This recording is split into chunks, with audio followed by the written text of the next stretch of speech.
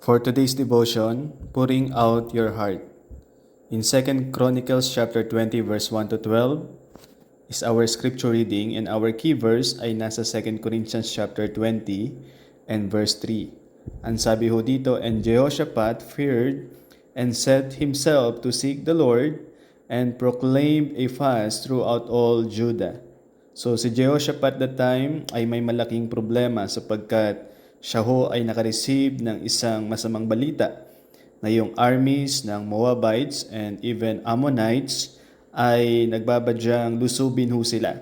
So sila ho ay nasa panahon ng national emergency or national crisis. And most of the leaders in their time ay maaaring tumawag ng mga advisors or kanilang tipunin na yung kanilang mga army, pero hindi ho sa case ni King Jehoshaphat. Sapagkat si Jehoshaphat, yes, siya ho ay natakot doon sa verse 3 na ating nabasa, pero still hinanap niya ang Panginoon.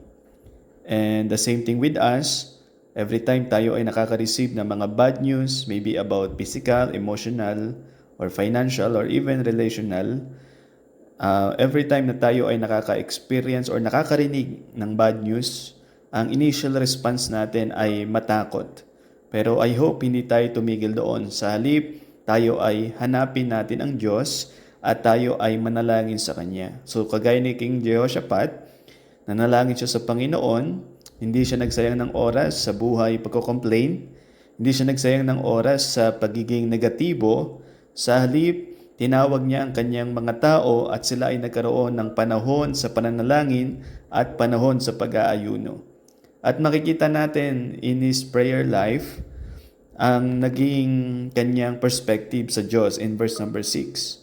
Ang sabi dito, "And said, O Lord God of our fathers, art not thou God in heaven, and rulest not thou over all the kingdoms of the heathen?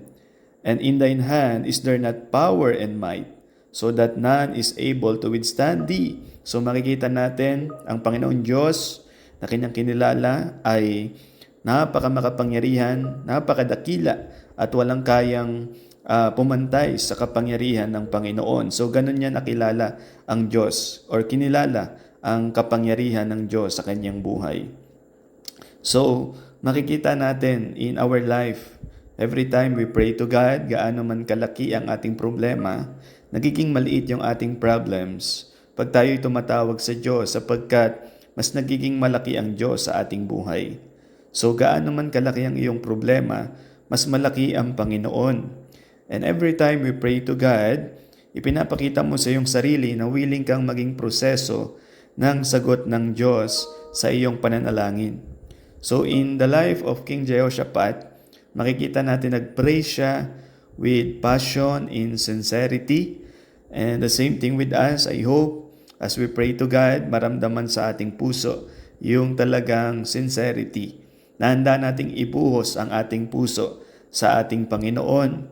Handa nating iiyak sa Kanya anuman yung ating pinagdadaanan, sabihin sa Diyos lahat ng ating nararanasan na ikaw at ako ay maging open and transparent sa harapan ng ating Panginoon sapagkat every time na tayo tumatawag sa Diyos, na-experience natin yung kapayapaan because as we pray to God, and if we are praying about the will of God sa buhay natin, ang buhay natin ay magkakaroon ng desire na sumunod sa kalooban ng Diyos. And every time na nakikita natin ang ating sarili ay nasa alignment sa kalooban ng Diyos, tayo ho ay nagkakaroon ng kapayapaan, kapanatagan, anuman yung mga takot, pangamba, nabunga ng mga circumstances, sufferings, or sometimes sin. Every time we pray to God and dinil natin whatever the issues sa ating buhay, tayo ho ay nagkakaroon ng joy, satisfaction, and peace, and courage na harapin anuman po ang dapat nating pagdaanan. So, as you pray to God, patuloy mo ring hanapin yung kanyang pagliligtas. Dahil anuman ang iyong problema, huwag mong isipin na hindi mo yan kakayanin or walang katagumpayan dyan sapagkat ang laban ay hindi sa iyo. Ang laban ay sa Diyos. Napakahalaga lang, hanapin mo ang Panginoon, tawagan mo siya, at ibuhos mo sa Kanya ang laman ng iyong puso. maging totoo ka sa harapan ng Diyos.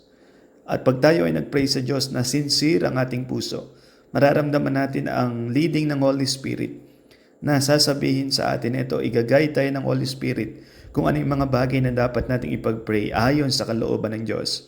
At magugulat tayo because may mga kasalanan pala sa buhay natin na maybe we do not notice, or may mga circumstances or problems pala tayo within our heart na hindi natin alam, pero as we pray to God sincerely, yun ay nare-reveal sa atin, and as we seek the Lord sa buhay natin, nasusumpungan din natin yung kanyang pagliligtas. So whatever your problems, focus on God, call to the Lord, sapagkat yung problema ay paliit ng paliit habang palaki ng palaki ang pagtingin mo sa Diyos because you are pouring out your heart to the Lord. Let us pray. I pray, O Father, na ang akin pong maibuhos, masabi sa iyo ang laman ng aking puso at patuloy akong magkaroon ng kaligtasan mula po sa inyo at pangahawakan ko, O Diyos, ikaw ay dakila, makapangyarihan at higit na mas malaki anuman ang aking problemang pinagdadaanan. Sa iyo ko na po ipinagkakatiwalang lahat. In Christ's name I pray. Amen.